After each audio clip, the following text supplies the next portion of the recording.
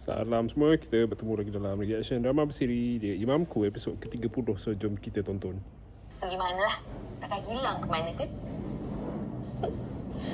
Memanglah dia sayangkan kamu. Kalau tidak dia nak sayang dengan siapa lagi? Ke kamu ada kepret, Budin? Ada, Nek.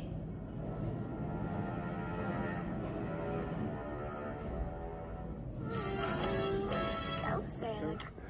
Itu dia, pandai Humaira berlakon, bermanja-manja dengan Budin. Walau hakikatnya dia tak pernah pun nak mesra-mesra dengan Budin. Malahan dekat rumah dia buat macam kuli je Budin ni, jadi orang suruhan. Itu ini macam kalau boleh nak meletup dah, nak boleh Budin meletup tu dekat.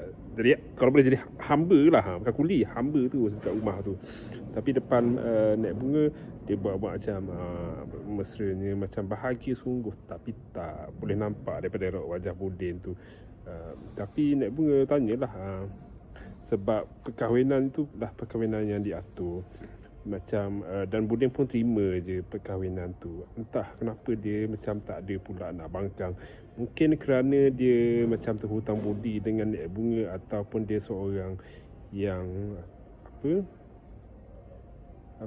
dia macam mana, apa perkataan untuk seseorang yang akur, ataupun macam gitulah. Saya ingat lagi sebelum ni kita tengok adegan yang mana Budin dia sembang dengan doktor.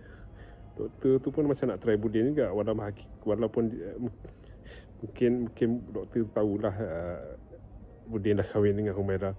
Tapi Budin layan Humaira depan doktor tu macam Humaira tu tak wujud je gitu, sampai jadi cemburu Humaira. Dalam adegan tadi Dahlia pun ada. So Dahlia mungkin ingat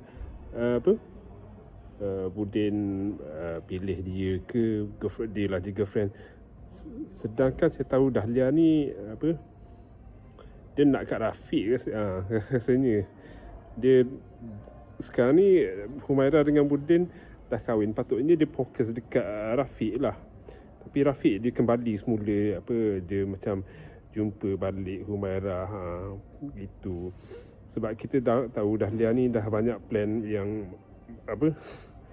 plan jahat dia lah, dah macam guna bom semua lah. Semua orang ada plan jahat dia dekat dalam drama ni. Tapi rasa yang paling obvious sekali Dahlia lah, sampai putus tunang dengan Rafiq. So sekarang ni kenapa Humaira macam dia sangat bermuka-muka? Dia ni betul ke nak kekal dengan Budin atau tak? Okey, jumpa lagi esok.